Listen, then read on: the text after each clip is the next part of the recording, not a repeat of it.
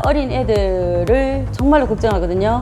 제가 전 세계를 다녀보면서 어린 애들 참 많이 보잖아요. 근데 우리나라 아이들이 가장 불행해요. 엄마들이 어떤 것이 우리 아이를 행복하게 하는 길인가, 그것을 먼저 생각해야 되거든요. 그러니까 남는 의식, 남의 자식이 뭐 하는 거, 어디 대학에 갔다, 이런 거 절대로 생각하지 마시고, 내 아이에 대한 확신감을 가지고 믿고, 이제 우리 애가 가장 좋아하는 것을 이렇게 잘하도록 이렇게 격려해주고, 이렇게 하면은 이게 뭐 입시제도와 전혀 관계없이 우리 아이가 정말로 행복하면서 성공할 수 있는 날이 꼭 오거든요. 일찍부터 주력을 해야 될 게 뭐냐면, 애가 자기가 좋아하는 것을 가장 잘하게 하는 거. 그게 뭐냐면 전문성이라고 하는데, 각자 다른 거, 자기가 좋아하는 것을 잘해서 이제 거기에 전문성을 키우는 거죠.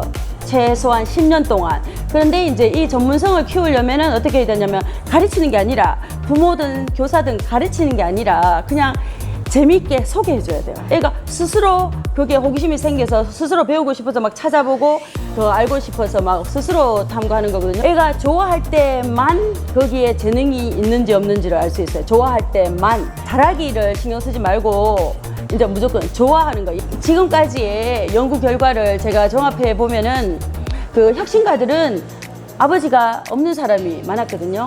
그래서 제 결론이 뭐냐 하면, 지금까지 아빠는 뭐 두 가지만 하면 돼요. 첫째, 죽든지, 둘째, 아이의 친구가 되든지. 왜냐하면 아빠가 권위주의적으로 애를 이렇게 누르거나, 그러니까 애가 막 공상하고 이러는데 뭐 쓸데없는 소리 한다고 탁 누르면 절대로 걔가 창의력을 키울 수가 없어요. 그리고 이제 중요한 것은 교감 선생님, 교장 선생님, 그리고 교육청 장학사님들, 왜 창의력이 중요하고 왜 우리가 창의력을 교육해야 되는지 그것을 확실히 알아야 돼요. 그것을 확실히 알고 교사들한테 이렇게 창의적 풍토를 조성해 주는 거. 제가 책에 보면 창의적 풍토가 있잖아요. 4가지가 있죠, 그죠?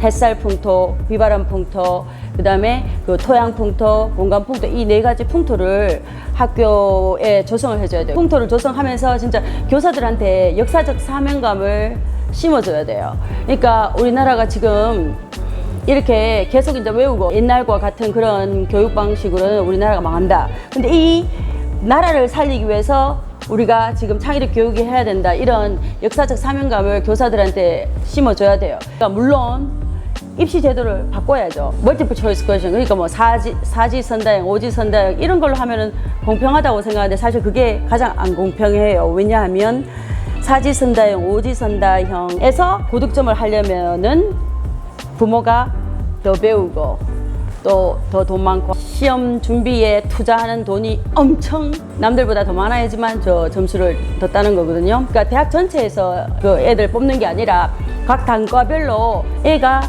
뭘 잘하느냐 못하느냐, 어떤 곳에 지금까지 이제 파고들었느냐, 한 곳에. 그러니까 그 전문성을 보는 거예요. 우리나라에 지금 이런 입시 제도든 뭐 이렇게 교육적으로 문제가 막 정말로 많잖아요, 그죠?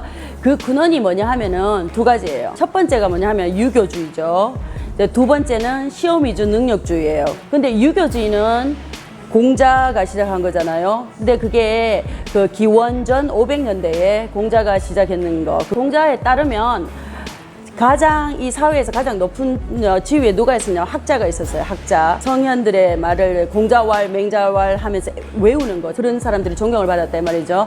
그 다음에는 이제 시험 위주 능력주의는 뭐냐 하면은 과거제도예요. 과거제도. 기원 후 600년대에 중국 수나라에서 이 과거제도를 시작했어요. 그래서 이제 시험 위주 능력주의가 시작이 됐는데, 국민을 통제하고 조정하기 위해서 이 과거제도를 만들었거든요. 개인차를 부정하는 거예요. 이거는 개인차가 없고 무조건 열심히만 하면 된다는 거. 태어날 때부터 이렇게 좋아하는 거, 싫어하는 거, 적성, 그리고 개성, 그 다음에 흥미, 호기심 이런 게 다 다르거든요. 시험을 위해서 이제 암기하고 뺏기고 이러다 보니까 시험 점수는 다른 인종에 비해서 아주 높아요, 동양인들이. 그런데 창의력이 나는 거예요. 그러니까 기존에 있는 지식과 기술을 배워서 새로운 지식과 기술을 만들어서 이거 보다 나은 사회를 만들기 위한 그게 교육의 목적인데, 진짜 실력이 없는 거예요. 창의력이 없기 때문에 그 결과 명문대의 중퇴율이 아주 높죠. 그리고 또 취업을 한다 치더라도 성질을 절대 못해요. 남미계나 그런 흑인계 아이들보다도 성질을 못하고 평생 이제 말단으로 남 시키는 것만 잘하는 거. 새로운 아이디어 내서 뭐 문제 해결을 하거나 새로운 걸 만들어내는 거나 그게 아니라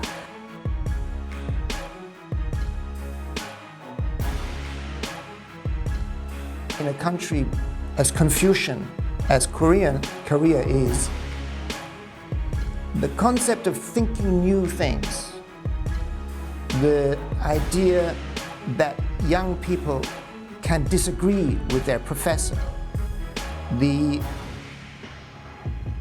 rigid structure of authority and of control means that it's almost impossible for a young person who's been through that whole process to be creative. 동양 전통, 다시 말해서 이게 유교주의하고 그 다음에 시험 위주 능력주의, 이것을 안 없애면은 열심히 하면서도 성공은 정말 크게 할 수 없는 그런 사람들이 되는 거죠. Here's to the crazy ones, the misfits, the rebels, the troublemakers, the round pegs in the square holes, the ones who see things differently. They're not fond of rules, and they have no respect for the status quo.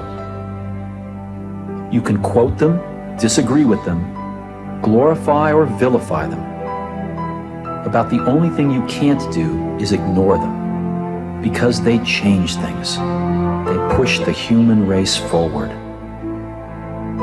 While some may see them as the crazy ones, we see genius. Because the people who are crazy enough to think they can change the world are the ones who do.